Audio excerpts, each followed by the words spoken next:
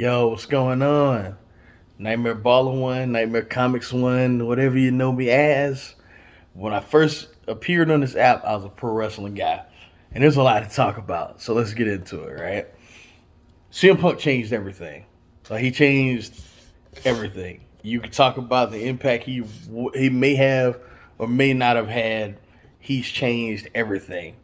All the questions he if you had a question, he changed the answer. You know what I mean? The game is different now. Game on. You know what I mean? And I think it's so fitting that, my boy, y'all might know him as True Slayer, I know him as Josh. He brought up a good point comparing AEW to ECW. Now, I didn't want to do this. I didn't want to do this because back in 1996, ECW changed my life because, WCW was cool. The NWO stuff was going on. WWE was kind of bad. But, I was looking for an outlet. You know what I mean? Like, I had seen limited stuff from Japan because my mom, funny story, my mom knew I was a wrestling fan, and like I would go to fucking Blockbuster and a place we had at the time called Pick a Flick where you could rent videos, and I rented all those from Blockbuster and Pick a Flick, and then we had Hollywood Video. I cleaned all them shits out. So she would go to the library because they had internet at the time, and she would order me random Japanese stuff. You know what I mean? And that's how I got into Japanese wrestling and stuff. And then from random motherfuckers that could not be trusted. You know what I mean? and not just that. You had the circle of pen pals and mailing stuff. Oh, it was wild back in the '90s. But not the point. And the RF video, we ain't gonna get into that. But ECW was an outlet, you know what I mean, that I discovered late at night on television. I'd always heard the name ECW, but it didn't mean anything to me. You know what I mean? Until I saw it.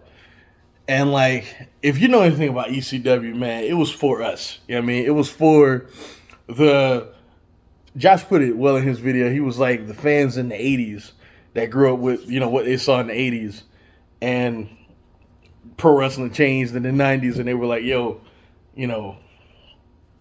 I don't want to watch this shit. I want to watch something similar to what I used to have. You know what I mean? Or from someone younger, from my perspective, it was for someone who wanted something that looked different. Because I know the WCW and WWE, they were warring, but they were doing the same shit. They were like DC and Marvel back then. You know what I mean? They were doing literally the same shit. Yeah, I mean, they just called it something different. You know what I mean? or WWE, well, WWF at the time, would dress it up in a more friendly way while, oh, they're shooting over there in WCW. But it all looked the same. I cut on ECW and I see Sandman and Raven tie each other up in barbed wire and fall through a table. It's a different vibe, you know what I mean? Different vibe. Somebody like Rob Van Dam flying all over the place. The vibe was totally different. I'd never seen anything like that. Sabu, never seen anything like that. Yeah, man. But it was for us. You know what I mean? And AEW is a promotion ran by one of us. Tony Khan comes from a family that are billionaires. He himself, fucking billionaire. You know what I mean?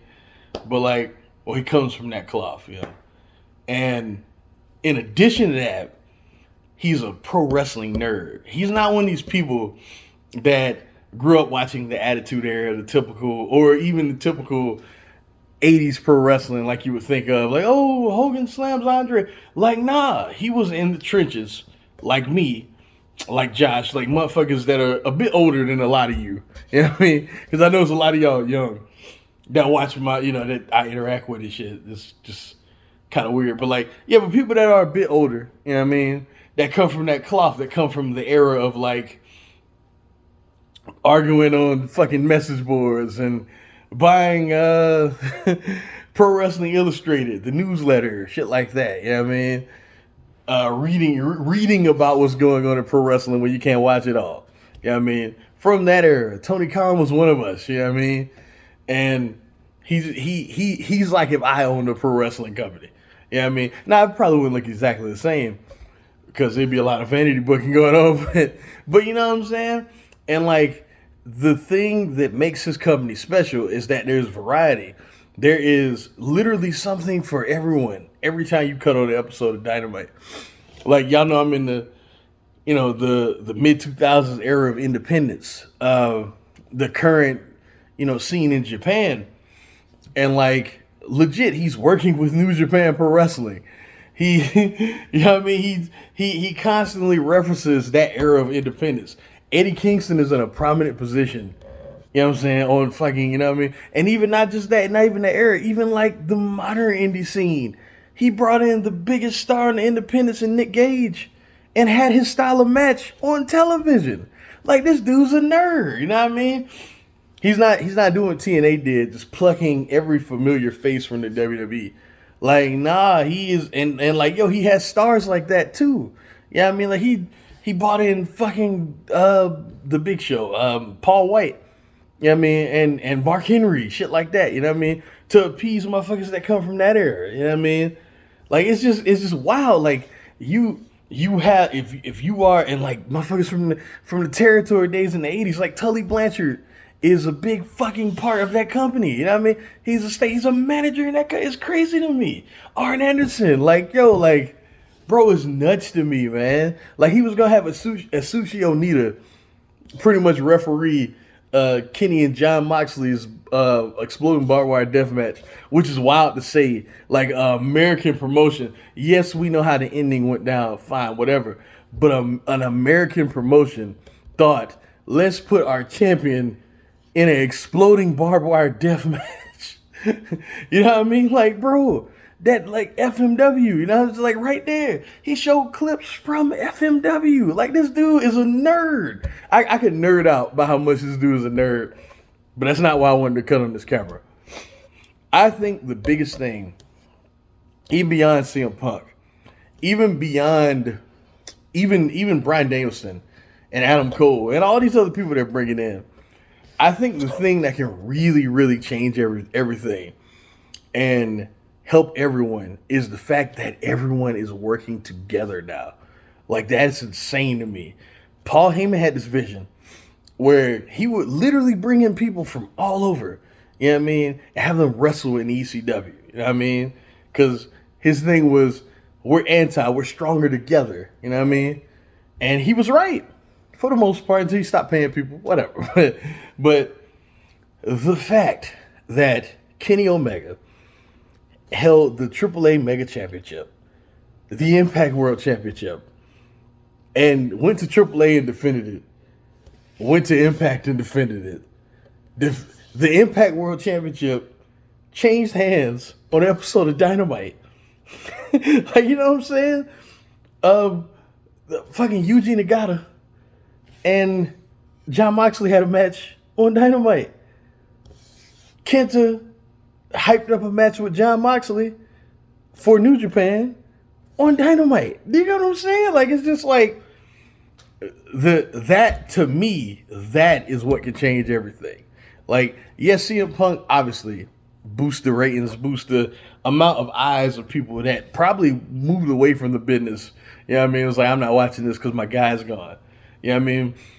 Definitely Bryan Danielson, Daniel Bryan, whatever you want to call him, definitely changes shit by getting people that were disenfranchised with how he was used in the WWE. You know what I mean? Absolutely. But the fact that now the pro wrestling world, regardless of what you like, is a sandbox that is all together. Because it's not just Tony Khan doing it. You know what I mean? It's like, because of him, more people are doing it. You know what I mean? Like, everyone is working together. It's nuts. Like, there have been teasers on Dragon Gate television for, like, them dudes coming over here. But then, you know, the world went crazy. But, like, yeah, it's just, it's wild to me. That is the thing that has me the most excited. You know what I mean? Because that is the mentality I think everybody should have had. And Paul Heyman had the same vision when he used to bring guys over from Michinoku Pro. And the idea is he wanted to do Kobashi and Misawa in ECW. When he had dudes from FMW.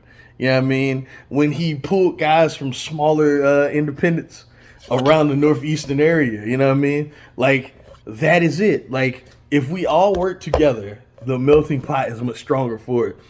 Everybody has grown from working together. Like, Kenny Omega, when he showed up, oh, excuse me, in Impact, after he won the AEW World Title, spiked that rating. Like, nearly double the people watched the fucking show. The Twitch stream crashed. You know what I mean? Because AEW is a bigger stage. You got that champion giving your company a rub. You know what I mean? And Impact, I'm not saying Impact has made like a big impact in the scene, but there's a lot more buzz for Impact, you know, even without Kenny Omega, than there was, let's say, 4 months before he got there. You know what I mean? People were talking about the show, you know what I'm saying? Because he showed up there. You know what I mean? And not to mention that, you know, you got you got guys like Finjuice who go there, who look like stars, who legit boost the eyes on, like, when they wrestle, people watch Impact, you know what I mean? I didn't even get to Jay White because I'm not going to do that right now, but he's part of it too, you know what I'm saying? Like, him showing up in Impact is a big deal because Tony Khan, like, Tony Khan has empowered everybody to feel like this is what we need to be doing, you know what I mean? I wonder how this one, I wonder if he had like all of the big wigs from all of the companies that AEW's been working with, and I haven't gotten the NWA, which this has helped them mightily, especially their women's division.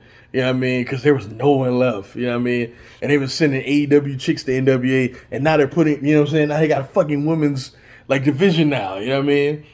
It helps everyone. The only people I want to see Ring of Honor get in this, like, bro, Jonathan Gresham is one of the best characters in all of pro wrestling. Could you imagine what it would do for Ring of Honor to have eyes on him? You know what I mean? Like, hey, this, like, he shows up on Dynamite, and you know, they go, hey, you can check him out on Ring of Honor Wrestling. You know what I mean? Like, do you know what that does for Ring of Honor? Like, to me, that is amazing. Because if everybody grows, the business is better for everyone. You know what I mean? It's literally better for everyone.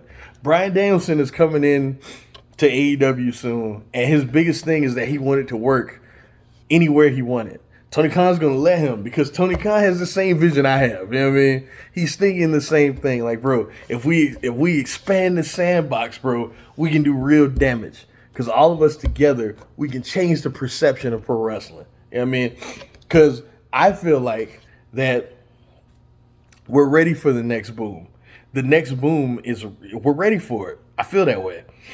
But we will never get it because of the perception of pro wrestling is the WWE, what Vince McMahon gives us. You know what I mean? That's what people, when they think pro wrestling, that's what they think. And we need to give up on them changing because it's clear they're just a content company. They're just making stuff. Damn how you feel. I'm going to talk about that. Damn, you know what I'm saying? Damn how you feel. Damn what you think. You know what I mean? But if we can get AEW to, or anybody, or everyone, to where they are, we won't even need them motherfuckers. Because we can change how pro wrestling will look. Now, it will take time. It definitely will take time. The WWE has been well ingrained with, you know what I'm saying, like the ethos of pro wrestling for, you know, decades. Yeah, I mean, we know that. Now, when you tell people I'm a pro wrestling fan, they go, what, like WWE? It just is what it is. At least here in America, it's just what it is in America. They're the biggest company in the world, but they're not the biggest company everywhere in the world. Do you get what I'm saying? But here in America, it's the WWE. Like, you go to Japan, it's New Japan. You know what I mean? You go to Mexico, it's CMLL, AAA. You know what I'm saying? It's not the WWE. You know what I mean? But in the broad sense, it's the WWE. And if we can just get, you know what I mean, like AEW bigger, I mean, everyone bigger, we'll get to the point where, like, yo, fuck them. You know what I mean? Like, okay, they do their little thing over here that they'll never go out of business because they're the WWE. The brand is too big. But they can do their little thing over here, and we'll just continue to grow pro wrestling over here. You know what I mean? Because you can like the WWE all you want, but that shit's not pro wrestling. You know what I mean? It's not. I don't know what it is, but it's not pro wrestling. There are times where it looks like pro wrestling. You know what I mean? But essentially, they don't care about pro wrestling. You know what I mean? They don't. And they don't care about their fans. which gets me to the point I was talking about on Twitter since it happened. Becky Lynch and Bianca Belair, right? Like, let me let you know a little secret. I don't watch the WWE main roster. I haven't watched consistently the WWE main roster in a long fucking time. Like, it's been a long time. I don't know how long, but it's been a long, long time. I consistently watch NXT, and we'll get to that too. But as far as the WWE main roster, it's been I've seen some shows here and there. I've seen matches here and there. But as far as like watching the weekly TV and like even like watching SmackDown when everybody told me it was good, it's not good. It's just not. It's. Here's my thing. SmackDown has a lot of the same bullshit as Raw, from what I've seen. A lot of the same bullshit. The difference is Roman Reigns is a compelling character. Say what you want about, the way the story never changes or whatever. He's doing a great job with this, and he's the focal point of the show. You know what I mean? But the show itself, a lot of the nonsensical 50-50 booking, same shit. You know what I mean? It's just, you guys think Roman's a cool character, and SmackDown has a lot of people I like, so better show it. That's, nah, but whatever. NXT's bad too. NXT's Yellow Raw, and I watch that often. You know what I mean? Maybe not the whole show, but I watch it often. You know what I mean? I'm telling you, it's not a good show anymore.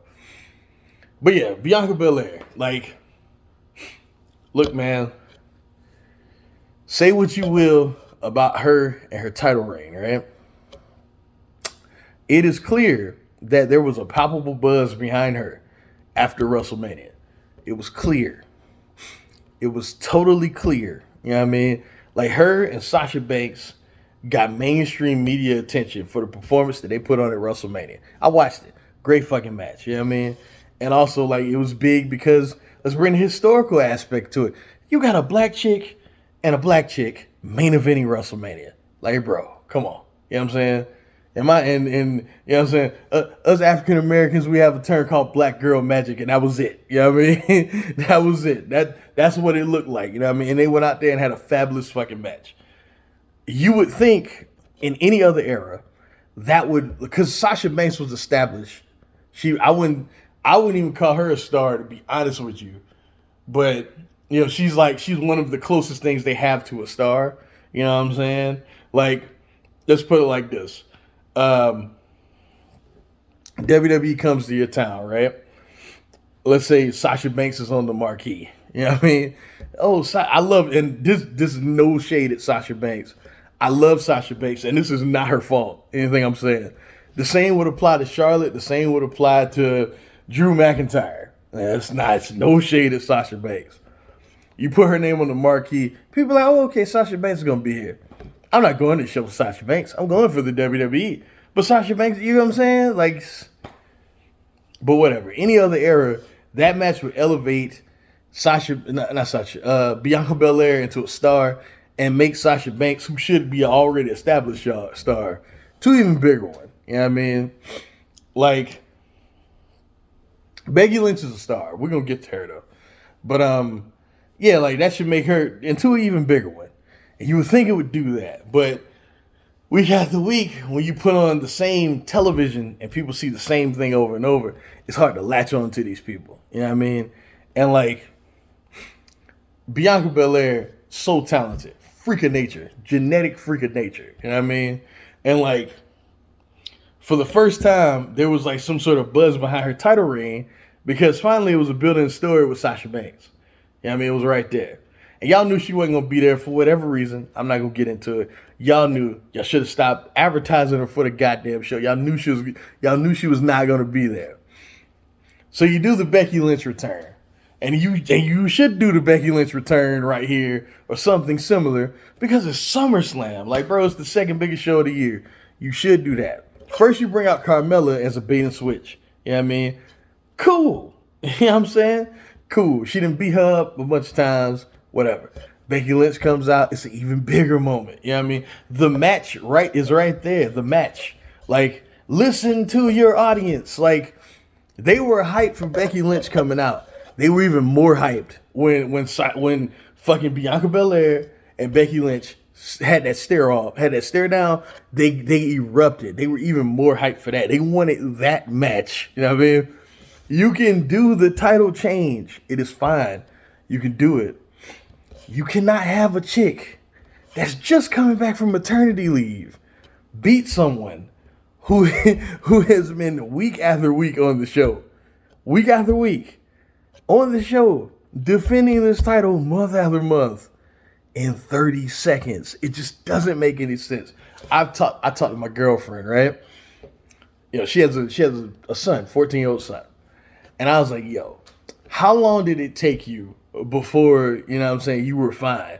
And she was like, oh, it took years before I was what I was. You know what I mean? She was like, and I'm still not even what I was. So, like, think about it. Think about that. Bianca Belair beat Sasha Banks, one of the best in the world, to win that title. You know what I mean? Has been basically a dominant champion, you know what I mean, all throughout, basically, more or less. I wouldn't say dominant, but basically, you know, the top dog on SmackDown, you know what I mean? And then you have this chick who just gets up and comes from chilling at home, you know what I mean, being a mom and all that, yes, which does a lot to you physically, beat her in 30 seconds. What does that say? They wanted the match. And even if you want to do her winning the title quickly or something like that, Carmella's right there. Carmella is right there. You would have her pin Carmella, have Bianca Belair be upset and be like, hey, you never beat me. You never beat me. Especially if you want to turn Becky Lynch heel like they've been talking about. That's also a good way of doing it. Like, yo, you came out, you stole this belt. You never beat me. The story tells itself, you know what I mean? And then it makes it even dumber because, like, you have a person on Raw who is directly linked to Becky Lynch and Charlotte in the title picture. And then you have a banana peel champion in Nikki Cross on Raw who you can just beat like a drum and everything will be fine. And then you can do Charlotte and fucking, like, what are we doing? What are we doing? Because it's clear. It stinks, man. It stinks. It stinks. This is turning to anti-WWE and I don't give a fuck. It stinks, man. There were so many ways that would have benefited everyone in that situation that mattered. You know what I mean? Like you can give Bianca more reason to want to come back, to want to fight harder. You know what I mean? Because she had this belt stolen from her. You know what I mean? Becky Lynch is back. Everybody's happy to see her, and she's a champion. Let's get hype. You know what I mean? Carmella is there for shit like that. People like Nikki Cross, they're there for shit like that. To get beat like a drum. That's why they're there. This company's terrible. And also, ironic, wearing a Johnny Gargano shirt. Let's talk about NXT. Let's talk about the death of NXT. The series finale of NXT last night. It was a dope show, don't get me wrong. Walter and Ilya Dragunov is my match of the year. Walter and Ilya Dragunov needs to be seen by everyone. Me and my woman were watching that match. And like and it's kind of weird. The funny thing about her, right, is that she didn't grow up on pro wrestling. She's not really a fan. But like since she's been with me, she's been watching pro. I've been showing her like just the most elite of elite stuff, like old Masao Kobashi, Omega Okada, Naito Omega, stuff like that, you know what I mean? just like elite Tanahashi, Ibushi, Jay White, Ibushi, stuff like that. Elite stuff, you know what I mean? And like every time Manami Toyota, stuff like that, every time she doesn't see like things that reach that level, she goes, oh, that wasn't any good. Like, but I've never seen her ever into something as much as she was at Walter. She was she was jumping up and down. She grabbed the TV. Like when Ilya had him in the sleeper, she losing her mind. You know what I mean? That match of the year. And it's unfortunate because, like, man, that's the last time NXT is going to make me feel like that. You know what I mean? And NXT has, let's call it what it was. Let's call it what it was. NXT, as much as I love the wrestling in NXT, what it set out to do, it didn't do any of that stuff. They wanted to put away Ring of Honor. Ring of Honor, although not Ring of Honor anymore, it's still Ring of Honor. And by the way, the guys that were in Ring of Honor, that were the big guys in Ring of Honor, they have their own company who just signed CM Punk. You know what I mean? You wanted to take away all of the other stars from the independents. You know what I mean? That had a buzz on independence. Yeah, some of them are still there. A lot of them are also in AEW. Yeah, I mean, you wanted to cut into AEW's audience. They whooped your ass every week, every single week. And there were times NXT was the better show some weeks, you know what I mean? But it didn't matter. It didn't matter, you know what I mean? It failed at everything it wanted to do. But, yeah, just RIP to NXT, man. Like, I'm going to miss, you know what I'm saying, like, the feeling some of the high-end TakeOver matches gave me. And, yeah, it's kind of, oh, shit. It's kind of unfortunate because it started under false pretense and it never was what it was supposed to be. Yeah, I mean, the only person, like, I guess you got Roman Reigns and Charlotte,